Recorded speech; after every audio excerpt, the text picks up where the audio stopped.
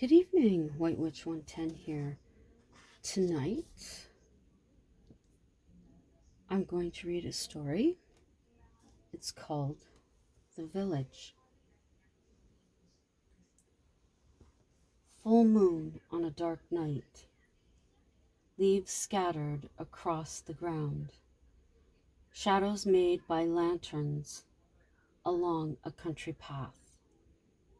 Jack-o'-lanterns ablaze within. A light mist moves throughout the village. Bare trees, now stark black against the haze. Their features sharp and unforgiving. Branches move in the wind like arms waving you in closer. Light from fireplaces burn bright and warm. The cold of October is extinguished within these quaint cottages. Sarah and Nathaniel had fallen in love with the gentle atmosphere of this charming place. They had driven into the village 5 years ago and never drove out. They did not regret their decision one moment. All seasons were special in this little hamlet, but fall was the most special of all. Sarah and Nathaniel were both born in the month of October. The season fit them both well. Neither had ever wished to be born in another month of the year. It was a time of transformation, the seed of new growth taking root before flourishing in the spring. Each passing day brought them closer to month's end. There was a sadness that soon this wondrous carpet of color would be a colorless carpet of white. Spirits stir along the natural passages. During this season, the impression is heavy. Sarah and Nathaniel prepare for communication. The veil has thinned, and for this, they are grateful. Part of the reasoning for staying was this high psychic charge in the air. With the leaves on the ground and the older building,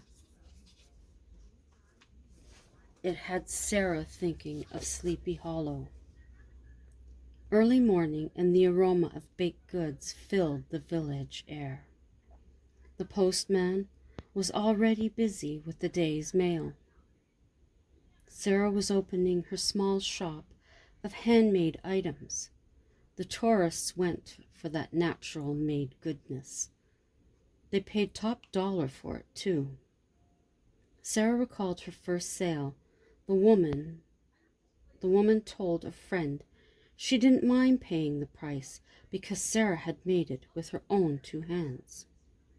She played on this fact, making items in the store when she could. The tourists were even happier when they could walk out with something just made. One gentleman filmed her making a toque for his young son. He made sure to mention it was especially created for him. Sarah was never upset by the enthusiasm of these people. Nathaniel wasn't always content. He felt in some cases he was spoken down to. He wondered what gave them the right to assume people in small places are not educated. He had politely put some straight. The people in the village were educated and hard-working.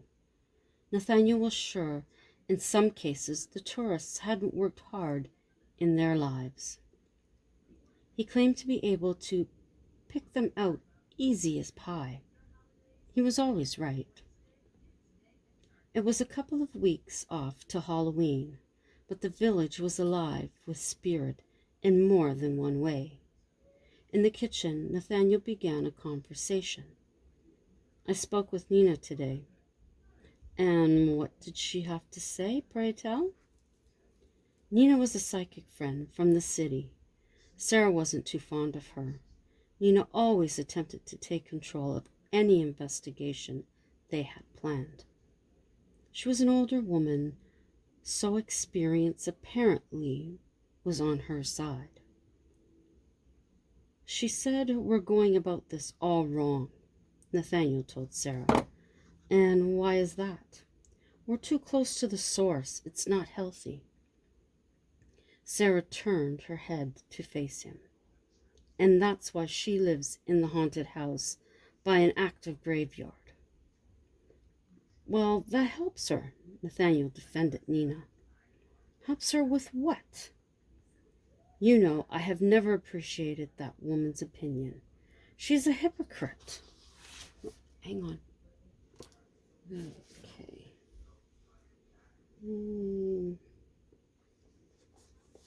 Nathaniel stood for a moment without saying a word.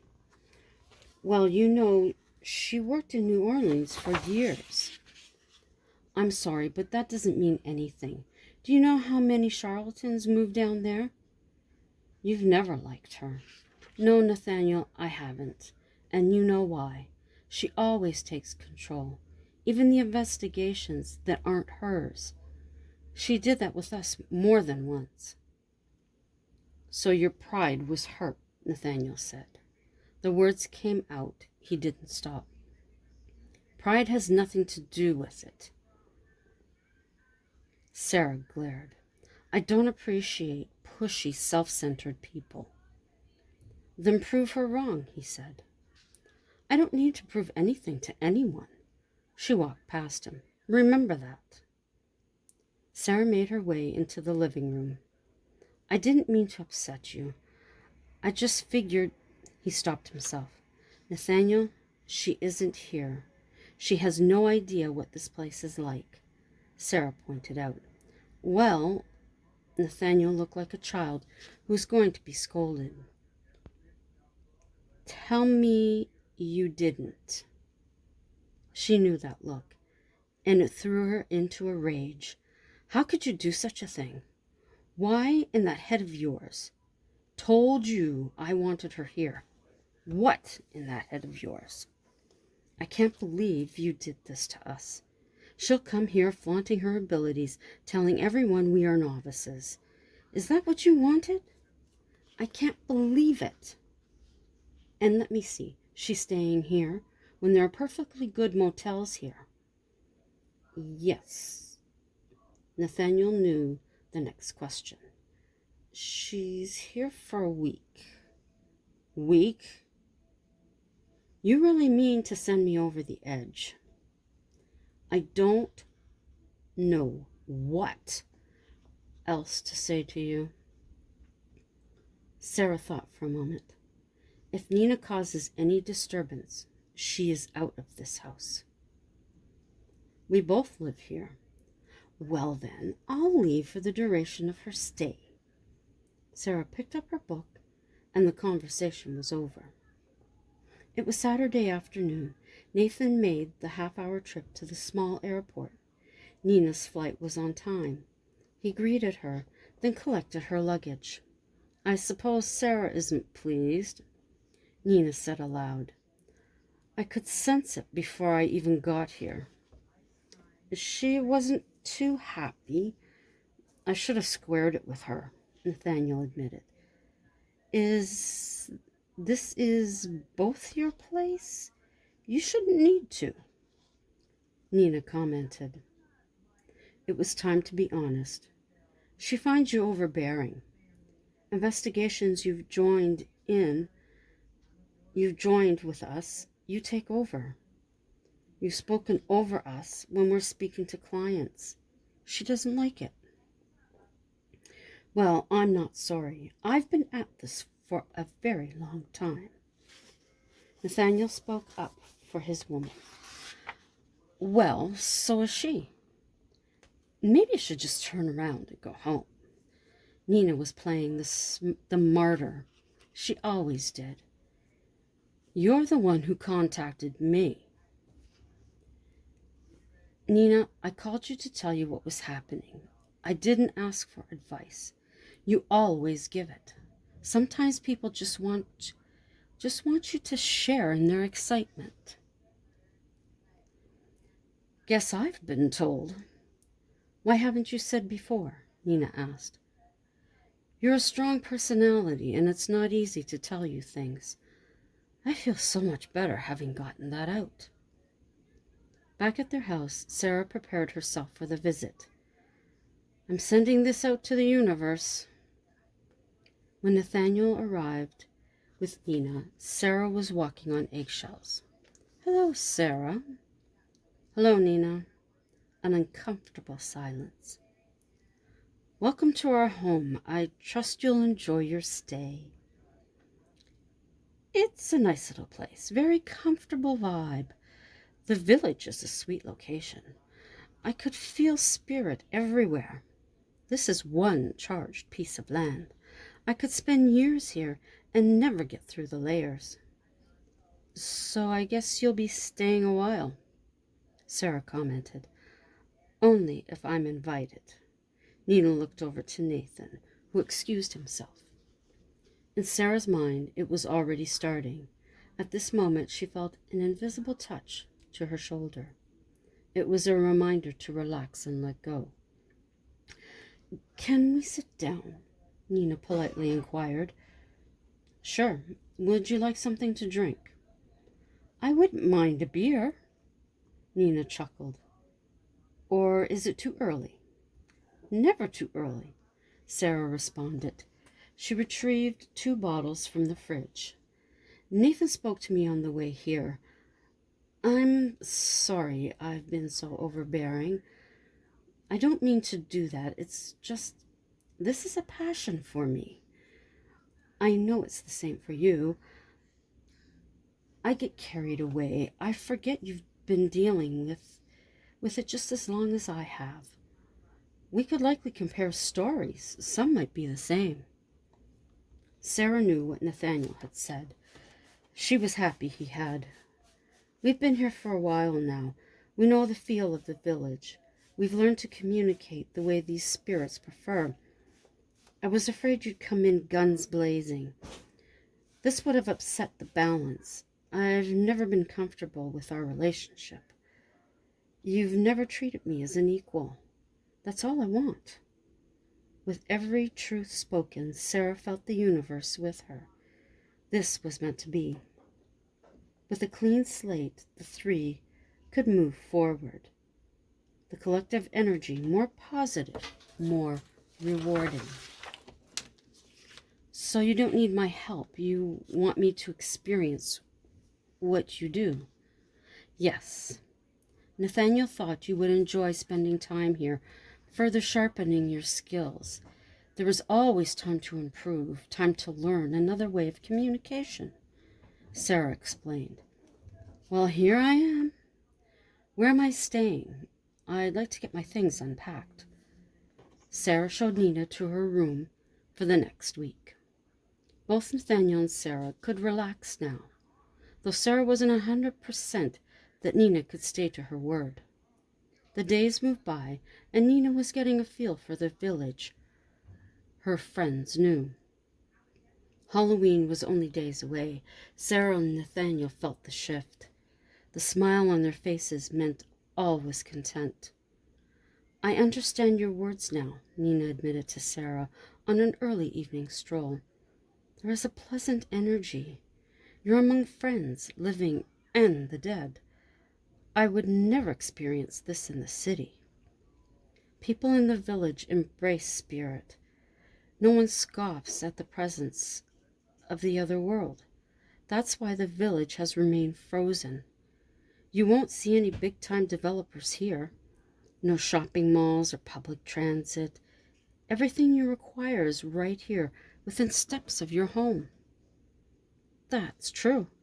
I failed to notice. There's not one car on the road. Everyone walks or bikes, Nina remarked. We do have cars, as you know, but you only need them for going out of the village. And even if you needed one for here, you'd go around the village, not through it. In case you hadn't noticed, The core is protected by cement pillars. You'd be hard-pressed to move a car through that. Sarah explained. Many tourists liken it to a medieval town. They have fantasies of witches and spells. They imagine magic afloat through the air like fairy dust. It's not that way at all.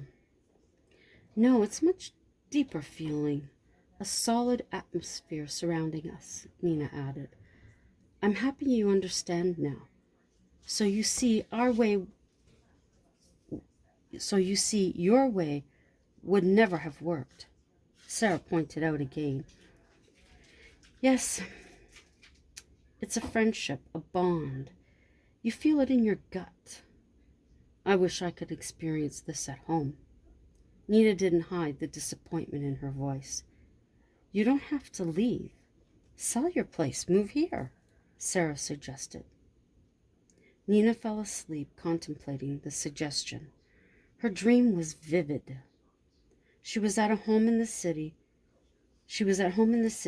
pacing her living room. It was filled with spirits she had brought home from many investigations. It was so full her breathing was labored. With each spirit she crossed over, another took its place. It was a continuous parade. Nina felt panic rising, anger mounting. Then from her bay window a calm spirit arrived. There was a different feel to her. She wasn't from the city. The spirit said not a word as she glided towards Nina. Her apprehension quickly disappeared. Spirit wrapped herself around Nina, then gently lifted her out of the house, away from the chaos. Before long, they were softly flying in the air. It was warm and very comfortable.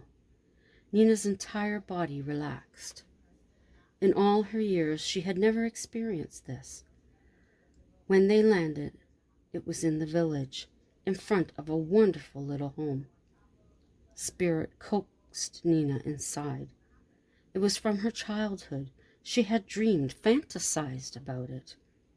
The following morning, she awakened refreshed and felt like a new woman. It was as if all the past had permanently gone. Sarah was making breakfast in the kitchen with Nathaniel. What happened to you? Sarah asked with a smile. She knew because they had the same experience. You're staying. I think so. I need to find a place. I have one in mind. Nina described it to Sarah and Nathan. Sorry, I got the name wrong up there. And Nathan. I know a place. It just came on the market, so to speak. Would you show me? Nina inquired. Sarah knew the house well. The sun had nearly ducked beyond the horizon when they went out to look. Their day had been busy at the house. Preparing for winter was always a large task with the garden. A light rain began to fall. Blessings from the goddess. The air was thick with spirit. The veil was practically gone. The three had been walking protected by their cloaks from the elements. They had walked the equivalent of 2 city blocks when Nina shouted, "That's it!" Sarah and Nathan stopped in their tracks. That's the house she took me to. Nina, it can't be. Excuse me. The house is just up this way. Nathan urged her on. No, Nathan, this is it. I'd know it anywhere. This is the house I dreamed of as a child. Nina could see the spirit standing at the front door. She's there. She pointed. Nathan and Sarah could make out a weak silhouette of a woman. This is my home. Nina knocked and waited for the door to open. When it did, she momentarily lost her breath. Standing there was a boy, now a man. She had met in school. Dustin? We thought you had died. No, I didn't want the rat race anymore. This wondrous being showed me this safe haven. He waved his hand to the left. Sarah and Nathan, seeing no one but Justin and Nina, did. She came to me in my dream last night. She brought me up the path and inside. Nina went on to describe the interior at length. Come in, he invited them all. The invisible being entered first.